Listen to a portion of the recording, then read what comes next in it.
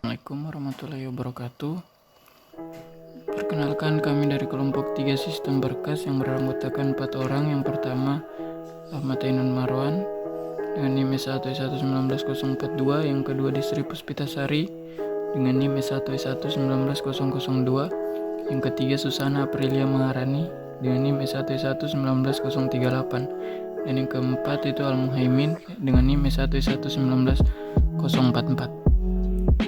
Pada kesempatan kali ini kami akan menjelaskan tentang organisasi berkas sekuensial.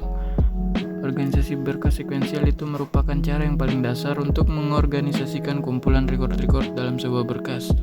Dalam organisasi berkas sekuensial, pada waktu record ini dibuat, record-record direkam secara berurutan. Record pertama ditempatkan pada posisi pertama dalam berkas, record kedua ditempatkan pada posisi kedua dalam berkas, dan seterusnya. Begitu pula pada waktu pengaksesan, dan pada waktu berkas ini digunakan sebagai input, record-record harus diakses secara berurutan. Jadi dalam organisasi berkas sekuensial bukan berarti bahwa record-record tersebut disimpan dalam urutan numerik. Jika kita ingin menambahkan satu record pada berkas sekuensial, maka record tersebut akan tercetak pada akhir berkas. Organisasi berkas sekuensial dapat terdiri dari record-record yang berbeda jenis. Contohnya, dalam sistem penggajian terpadu atau integrated personnel payroll system, mempunyai sebuah berkas pegawai atau employee file yang terdiri dari dua jenis record, yaitu personnel record dan payroll record. Record-record pada berkas tersebut tidak memerlukan format dan ukuran yang sama. Pada contoh tersebut, berkas disortir berdasarkan IMPNO, dan RecType.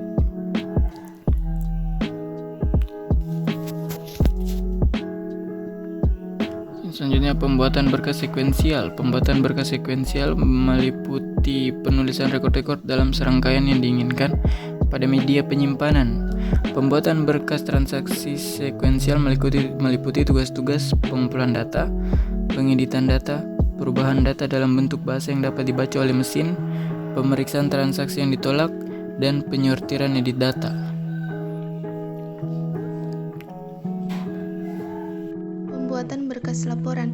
Dalam pembuatan berkas laporan sekuensial dikenal 3 jenis record. Header record mencakup record header, fake, dan group header dikenal sebagai informasi pengenal, identifying information. Detail record mencakup isi laporan yang umumnya disusun dalam kolom. Footer record mencakup report footer, fake, dan group footer dikenal sebagai informasi ringkasan, summary information. Retrieval terhadap berkas sekuensial. Record pada berkas sekuensial diretrieve secara berurutan. Urutan di mana record tersebut ditulis pada berkas menentukan urutan di mana record tersebut didapat kembali. Retrieve dari sebuah berkas dapat dibagi dua, yaitu report generation dan inquiry. Pada umumnya, berkas sekuensial diakses dalam model report generation karena record harus diakses secara berurutan. Tentunya lebih efisien mengakses setiap record dari berkas tersebut. Inquiry dari berkas sekuensial mengalami hambatan karena organisasi berkas ini memerlukan pengaksesan record secara satu persatu. Namun, ada inquiry yang memerlukan pengaksesan semua record dari berkas. Contohnya, yang pertama, berapa jumlah mahasiswa yang berumur di atas 20 tahun. Yang kedua, berapa jumlah pegawai yang mempunyai gaji di bawah 1 juta. Hit ratio, banyaknya record yang harus diakses untuk mendapatkan informasi yang diinginkan dibagi dengan banyaknya record dalam berkas tersebut. Contohnya, inquiry NPM 00289907 memerlukan pengaksesan record sebanyak 10 dari 100 record yang ada dalam berkas mahasiswa. Hit ratio sama dengan 10 dibagi 100 sama dengan 0,1. Semakin rendah hit ratio, semakin tidak baik bila menggunakan organisasi sekuensial. Semakin tinggi hit ratio, semakin baik bila menggunakan organisasi sekuensial. Update terhadap berkas sekuensial. Telah kita ketahui bahwa master file berisi data yang relatif tetap, tetapi kadang-kadang kita perlu mengadakan perubahan pada berkas tersebut. Hal ini kita sebut sebagai proses update. Frekuensi di mana semua master file harus diupdate bergantung pada faktor-faktor. Yang pertama, tingkat perubahan data. Kedua, ukuran dari master file. Ketiga, kebutuhan yang mendesak dari data yang sedang berjalan pada master file. Yang terakhir, file activity ratio.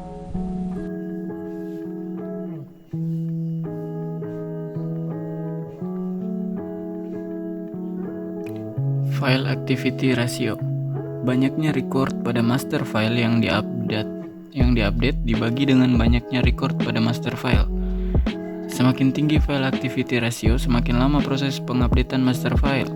Semakin tinggi kebutuhan akan data yang baru pada master file, maka semakin sering file tersebut diakses. Semakin sering master file diupdate, semakin tinggi biaya pemrosesannya. Kebanyakan berkas sekuensial tidak dapat diupdate langsung di tempat karena untuk mengupdate biasanya diperlukan berkas baru sebagai pengganti berkas lama. Adapun gambar sistem flow diagram untuk mengupdate sebuah berkas sekuensial terdapat pada slide 9. Generation file selama next cell pada proses update.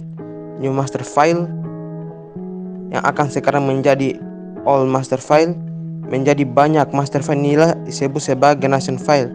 File yang mempunyai nama yang sama tetapi berbeda nomor generasinya. Jika all master sekarang merupakan generasi 1, maka new master berikutnya merupakan generasi 2. New master pada next slide menjadi generasi 3 dan seterusnya. Adapun jenis-jenis update, yaitu ada 3 jenis update yang dilaksanakan pada master file, yaitu insert new record, delete existing record, modifikasi existing record. Mengenai kesalahan dalam pelaksanaan update dapat ditemukan beberapa kesalahan seperti insert record that already exists, delete a record that does not exist, modifikasi record that does not exist. Mungkin itu saja presentasi yang dapat kelompok kami sampaikan. Jika ada yang kurang, silakan bertanya di kolom komentar. Lebih dan kurangnya mohon dimaafkan. Terima kasih. Wassalamualaikum warahmatullahi wabarakatuh.